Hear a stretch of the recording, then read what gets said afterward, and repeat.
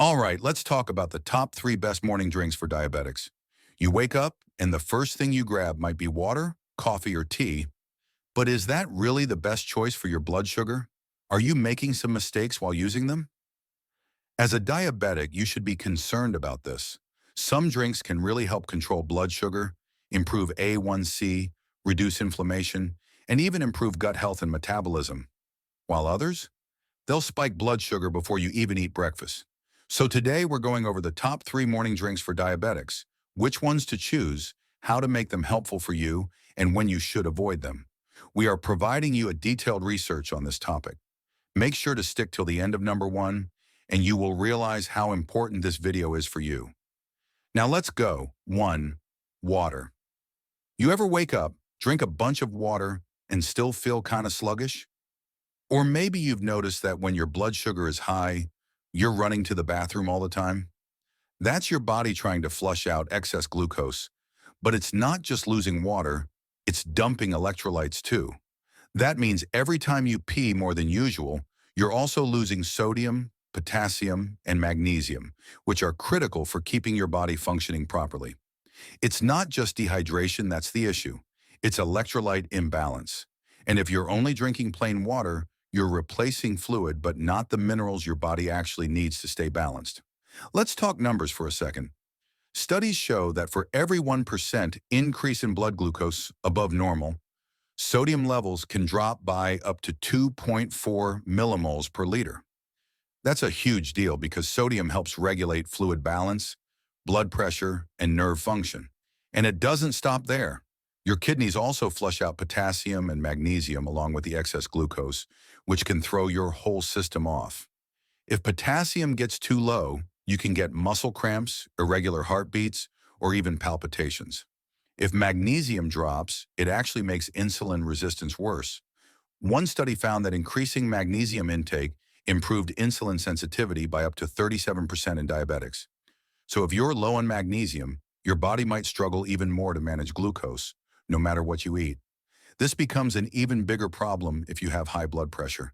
Nearly 50 to 60% of diabetics also have hypertension.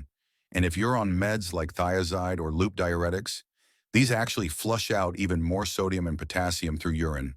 Ever felt weak, dizzy, or lightheaded out of nowhere? That could be an electrolyte imbalance making things worse. And if you already have neuropathy, being low on sodium, potassium, or magnesium can make nerve pain, tingling, or numbness even worse. Now, if you have kidney disease, this gets tricky because drinking too much plain water without balancing sodium and potassium can dilute your blood too much, leading to swelling, confusion, or even heart complications. That's why people with kidney issues often have to monitor potassium and sodium levels very carefully. Too much or too little can cause major problems. So what's the fix? Electrolyte water. Instead of just drinking plain water, you need something that actually replaces lost minerals and keeps your blood sugar stable. But here's the thing. You don't want to grab a sports drink like Gatorade because those can have 36 grams of sugar per bottle, which completely defeats the purpose. And a lot of store-bought electrolyte waters are loaded with artificial junk. You can make something way better at home with simple, natural ingredients that work with your body instead of against it. Try this. 8 to 12 ounces of filtered water, a squeeze of lemon or lime for vitamin C and alkalinity, a tiny pinch of Himalayan or sea salt if your sodium levels allow, 1/4 teaspoon potassium chloride or cream of tartar to support muscle and insulin function, and 200 milligrams magnesium citrate, as long as your kidneys are in good shape, for nerve health and insulin sensitivity. If you want it sweet, stevia or monk fruit is your best bet. Zero glycemic impact, no sugar spikes. Now let's say you can't have salt or just want another option. You can go for cucumber-infused water. Just soak cucumber slices, fresh mint, and lime in cold water for a naturally refreshing, electrolyte-rich drink. Another great choice is unsweetened coconut water.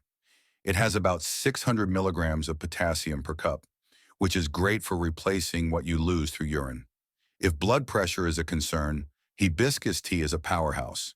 It's been shown to lower systolic blood pressure by up to 7.6 millimeters of mercury and diastolic by 3.5 millimeters of mercury in people with hypertension. And if you want extra hydration with fiber and omega-3s, try chia seed water. Just soak 1 tablespoon of chia seeds in water overnight with lemon. The seeds form a gel-like texture that slows digestion and stabilizes blood sugar levels. Now, if you have kidney disease, you have to be careful with potassium and magnesium intake, since your kidneys may not be able to filter them out properly. Too much potassium can cause hyperkalemia, which can mess with your heart rhythm and even be life-threatening. That's why it's always best to adjust electrolyte intake based on what your doctor recommends.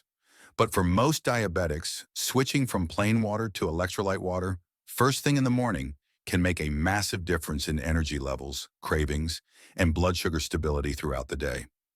So tell me, do you usually just drink plain water in the morning, or have you tried electrolyte water before? If you have, did you notice a difference in how you felt? 2. Coffee. So tell me, how do you usually drink your coffee? Black? With cream? Sweetened? Have you ever noticed it messing with your blood sugar? Because black coffee on an empty stomach can actually spike blood sugar, which is something most people don't realize. It's not just about the caffeine waking you up. It's about what it does to cortisol. Here's the deal. Your body naturally has higher cortisol levels in the morning. That's totally normal, but when you drink coffee, especially black coffee, it can increase cortisol by up to 50%. And guess what? Cortisol raises blood sugar. That means even if you didn't eat anything, your glucose could jump up just from drinking coffee. If your body already has trouble handling insulin, this makes it even worse.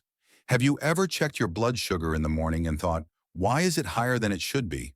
Coffee could be part of the reason, but that doesn't mean you have to give up coffee. You just have to drink it in a way that works for you, not against you. Have you ever tried adding protein to your coffee? Because 20 to 25 grams of protein, like whey isolate, collagen, or a clean plant-based protein, slows down digestion and helps prevent blood sugar spikes. Plus, protein increases GLP-1, a hormone that naturally lowers blood sugar and helps you feel full longer. So instead of coffee giving you that jittery energy, followed by a crash, you get steady energy that actually lasts. If you really want to make it work even better, healthy fats take it to the next level. Have you ever added MCT oil, coconut oil, or almond butter to coffee?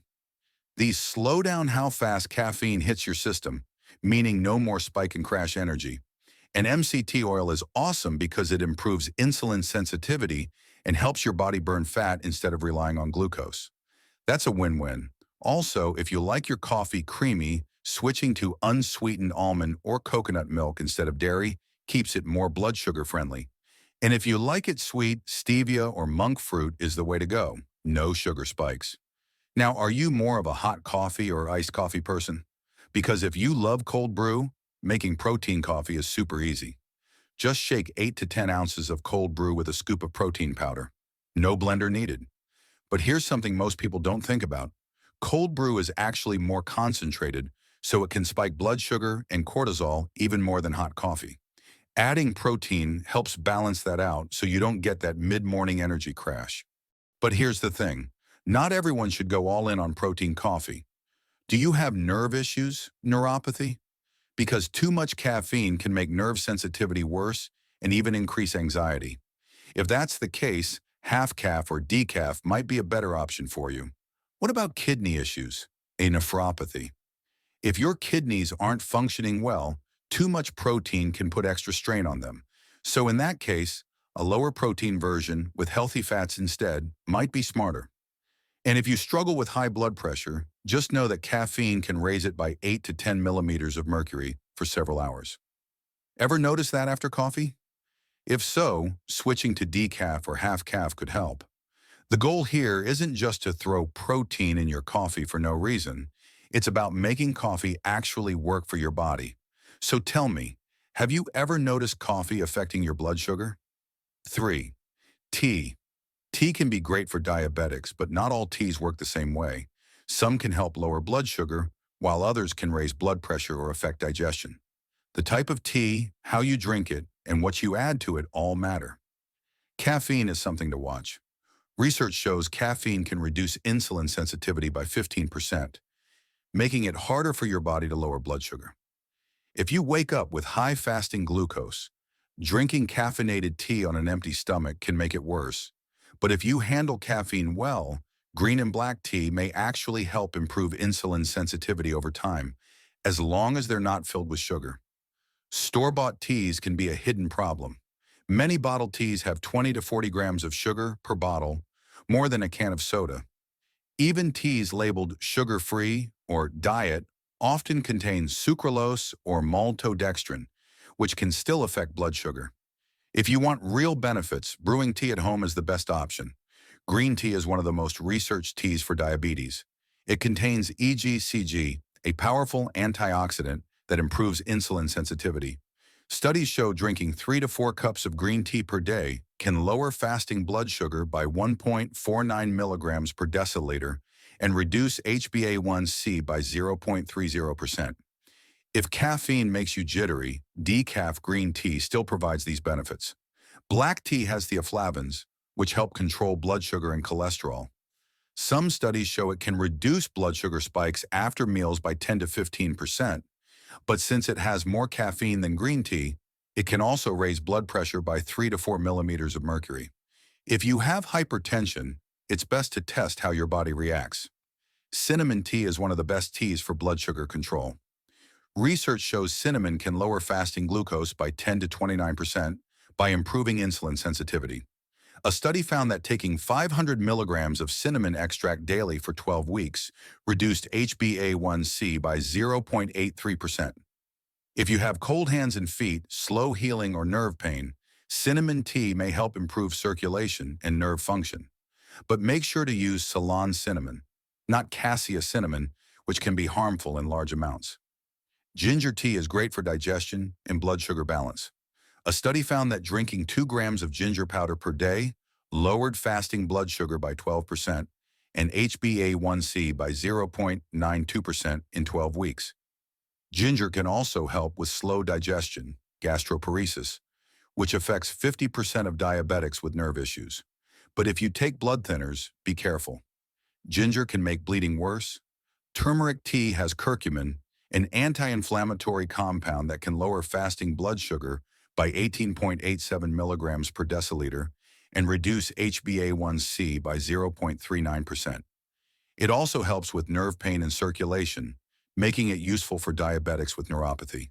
But like ginger, turmeric can thin the blood, so if you take blood thinners, check with your doctor before drinking it daily. Chamomile tea helps with stress, sleep, and overnight blood sugar control. A 2015 study found that drinking 3 cups of chamomile tea per day for 8 weeks lowered fasting blood sugar, insulin levels, and insulin resistance. It also reduces cortisol, which helps prevent stress-related glucose spikes. If you struggle with insomnia, anxiety, or high morning blood sugar, drinking chamomile tea before bed may help. Peppermint tea is great for digestion and bloating, but if you have slow stomach emptying, gastroparesis, it may make symptoms worse. Peppermint relaxes stomach muscles, which can slow digestion even more. If you often feel uncomfortably full for hours after eating, peppermint tea might not be the best choice.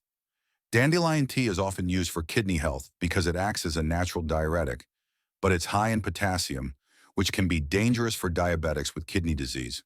If you have nephropathy or are on dialysis, too much potassium can cause irregular heartbeats, muscle weakness, or even heart failure. If you have kidney issues, stick to chamomile, peppermint, or ginger tea, which are safer. Caffeinated teas can also cause dehydration if you drink too much without replacing lost fluids. Caffeine makes you lose more water than you take in, which is a problem if you already struggle with dehydration, kidney disease, or high blood pressure. A simple fix? Drink an extra glass of water for every cup of caffeinated tea. What you add to your tea can make a difference. Sugar, honey, agave, and artificial sweeteners like sucralose or aspartame can raise blood sugar or insulin levels. The best sweeteners are stevia, monk fruit, or allulose, which won't spike blood sugar. If you like creamy tea, unsweetened almond or coconut milk is a better choice than regular milk, since dairy contains lactose. a natural sugar that can raise glucose levels. Even when you drink tea matters. If you have high fasting glucose, drinking a caffeinated tea on an empty stomach can raise it even more. It's better to have tea with breakfast to slow the glucose spike. If you drink tea later in the day, be mindful of caffeine. Poor sleep raises blood sugar the next day. If you have nerve pain or numbness, neuropathy, certain teas can help. Turmeric, cinnamon, and ginger teas improve circulation and nerve function, which may reduce tingling or poor blood flow. But if you have anxiety, high caffeine teas can make it worse. So be mindful of how your body reacts. If you have high blood pressure, hypertension, be careful with high caffeine teas or licorice root tea, since they can raise blood pressure. It's best to test different teas and monitor how your body responds. Tea can be a great drink for blood sugar control, digestion, and overall health, but the type of tea, how you drink it, and what you add to it all matter. Have you tried different teas? Have you noticed any changes in your blood sugar? Call to action. So to wrap it up, starting your morning with these drinks can be a great way for diabetics to stay hydrated, balanced, and energized for the day. They're simple, tasty, and full of benefits. You've got the power to kickstart your morning in a way that supports your diabetes health, so why not give them a try? Feel free to experiment with these options and see what works best for you. Here's to sipping smart and feeling great. If you like this video, please subscribe to help us grow and share the video with people who need to watch this.